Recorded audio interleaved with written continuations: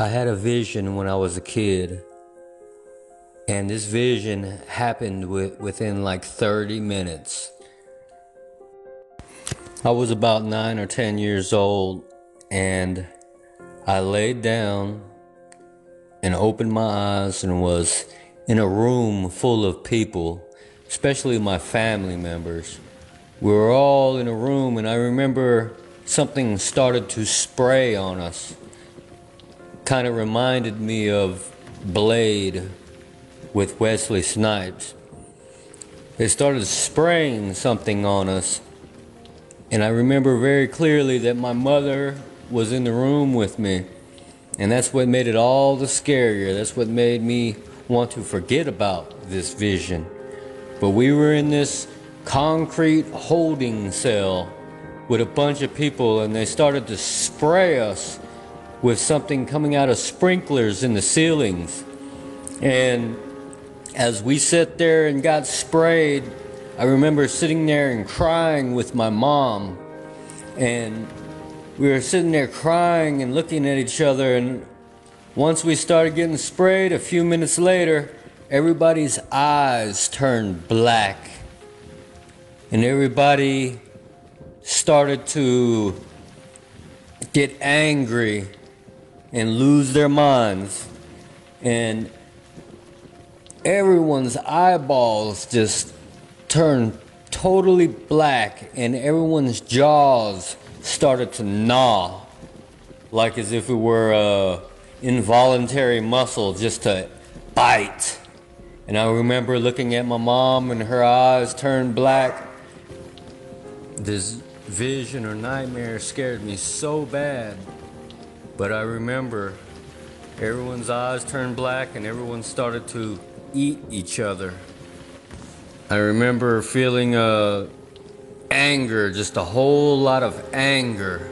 And my eyes probably, I know they were black as well. And my mom started to gnaw on me and I started to gnaw on her. You know, this is one of those visions that you don't really want to think about.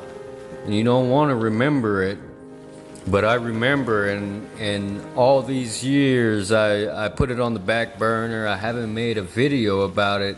I was scared to talk about it, but now that I look and I see what's going on in the world concerning FEMA camps and concentration camps and crazy science experiments, CERN, HARP, all these things are leading up to one thing, that the Bible says that in the last days perilous times shall come, and in the last days we're going to see things that we have never seen in the history of the world before. Crazy things are going to start happening and manifesting. The evidence of these things are all around us, and my vision really caught my attention when I watched this video called The Denver Airport Conspiracy. So take a second and watch this, and I'll be right back with you. God bless. Conspiracy theories have attracted the attention of many people throughout the ages. They range from questioning the US moon landing, the real story behind 9/11, and even deaths of rap stars such as Tupac. News and Views brings you a documentary on some anomalies that have been discovered in Denver Airport, Colorado, and on what we believe authorities have attempted to cover up about the mysterious characteristics of this airport. Now, I got so much confirmation from watching this video in 2011, I believe, but check it out. Any traveler to Denver Airport, Colorado, is in for a scary experience.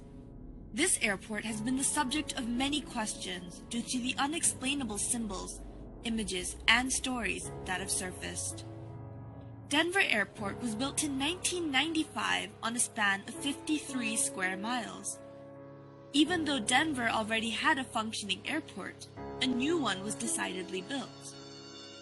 This new airport had less runways and absolutely no new technological advancement.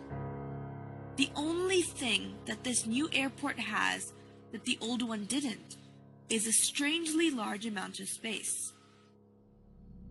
When looking at an aerial shot of the new airport, the layout has shocked many.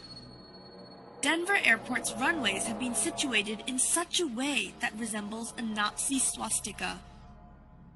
Not only has the shape of Denver Airport been called to question, but also what is located inside. But who is in charge of all the weird nuances at this airport? The general consensus is that it is the New World Order. But who are the New World Order?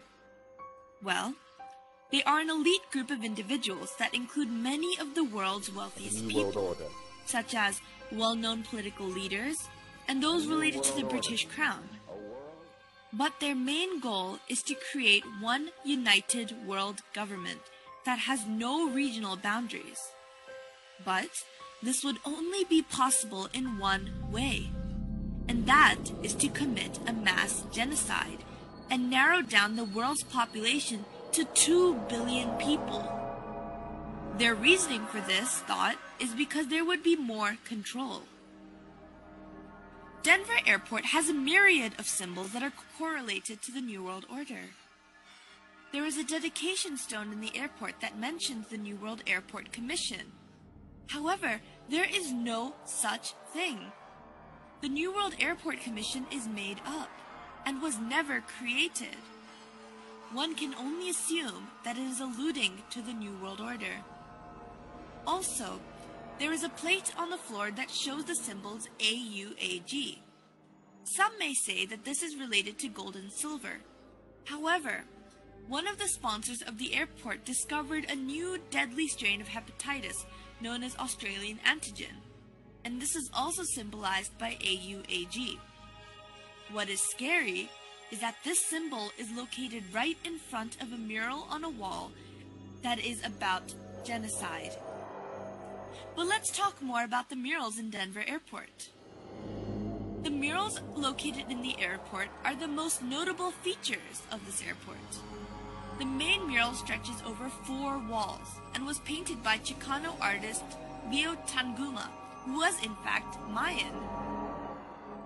The first mural here shows 3 dead women, an African, a Native American, and a young Jewish girl. In the background, we can see the destruction of a city and a forest. This attempts to show the destruction of the world. Another notable part of this mural is the fact that there is a little girl carrying a Mayan tablet. This alludes to the Mayan date of December 21st, 2012. This is when the Mayans predict that the world is going to go through a rebirth phase. The main emphasis of this mural, once again, is the destruction of the world and the preservation of some life.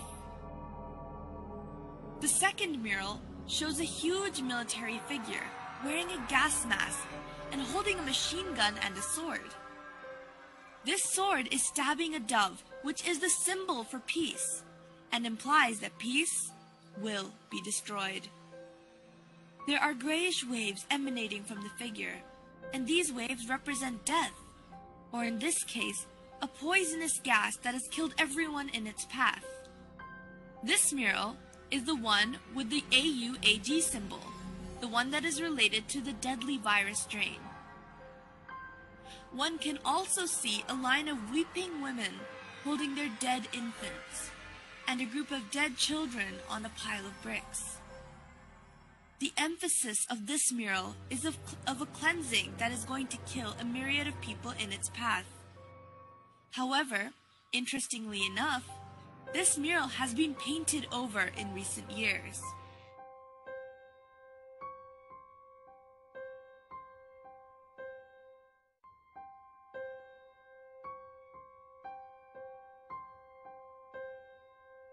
The third mural shows all of the children of the world taking their weapons from each country and giving them to a German boy, who is then molding them into something else. All the children of this scene are of different ethnicity, and all seem to be relieved. The gas mask man in the previous mural is seen dead, and there are 2 doves perched on his body. The main emphasis of this mural is to show the return of peace after all the killings have taken place, and that there will be no more need for weapons in this perfect world. The final mural has a Jesus-like figure in the middle, who is holding a plant which symbolizes rebirth.